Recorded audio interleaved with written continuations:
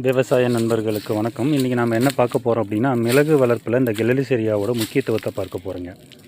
இது நம்ம கிளரிசெரியா வச்சு கரெக்டாக 18 மாதங்கள் ஆகுது. அதாவது ஜனவரி 25, 2025 வச்சதுங்க. இப்போ கிட்டத்தட்ட 18 மாதம் முடிய போகுது. இது நம்ம மிளகுக்காக வைக்கப்பட்ட கிளரிசெரியா. ஸோ அடர்ந்த சமவெளியில் நாமக்கல் மாவட்டம் சேந்தமங்கலம் காலப்பநாயக்கன்பட்டி அப்படின்ற இடத்துலேருந்து நம்ம எடுக்கிறோம்.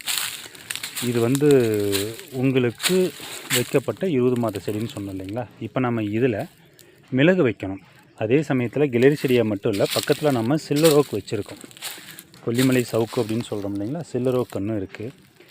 இதை நம்ம வைக்கிறதுக்கு முன்னாடி என்ன பண்ணணும் அப்படின்னா, கண்டிப்பாக கவாத்து பண்ணணும். உங்களுக்கு நிறைய பாருங்கள், கிளைச்செடிகள் நிறைய வந்திருக்கும். கிளைகள் நிறைய வந்ததுனால உள்ளே சூரிய வெளிச்சமே கிடையாதுங்க. இதில் நம்ம வைக்கும்போது மிளகுக்கு சூரிய வெளிச்சம் வேணும் அப்படிங்கிறதுனால நம்ம என்ன பண்ண போகிறோம், இதை கவாத்து பண்ண போகிறோம். ஸோ 2 விதமான கவாத்துங்க. இதுவும் அதே தோட்டம்தான். 7 அடி உயரத்தில் விட்டு நம்ம கிளரிசெடியாவை வெட்டியிருக்கோம். இது ஒரு முறை. அடர் நடவு முறையில் நம்ம பண்ணியிருக்கோம். 7 அடி முதல் 9 அடி வரைக்கும் தான் நம்ம மிளகு செடியை நம்ம கொடியாக இதில் வளர்க்க போகிறோம். கொடி தான் நம்ம வைக்க போகிறோம், செடி கிடையாதுங்க, கொடி மிளகு. 2வது முறை பார்த்திங்க அப்படின்னா, பக்கவாட்டு கிளைகள் மட்டும் அகற்றப்பட்டு கொஞ்சம் உயரமாக விட்டு வச்சுருக்கோம். இது ஏன் 2 முறை அப்படிங்கும் போது, நம்மளும் இதை ஒரு சாம்பிளுக்காக தான் பண்ணுறோம். ஸோ நமக்கு எல்லாம் தெரியாது இல்லைங்களா. சமவெளியில் கிளரிசெடியாவை வளர்த்தி அதை எப்படி நிழல் கொண்டு வரதுங்கிறது நமக்கு ஒரு புதிய அனுபவம். அதனால் நமக்கு என்ன மாதிரி தோணுதோ அதை பண்ணியிருக்கோம். பாருங்கள், இது ஏற்கனவே வெட்டப்பட்டது. வெட்டி 2 மாதங்கள் ஆகுது. பார்த்திங்கன்னா 2 மாதத்தில் நல்லாவே வளர்ந்துருக்கு. அதனால் இதையும் நம்ம ஃபுல்லாக வெட்டியிருக்கோம்.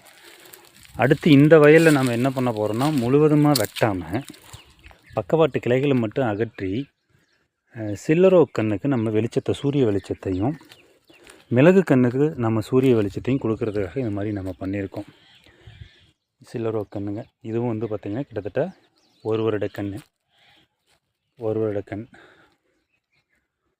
கிளரிசெடியா பக்க கிளைகள் எப்படி வரணும்னு நினச்சிங்கன்னா எப்படி வருதுங்கிறத பாருங்கள்.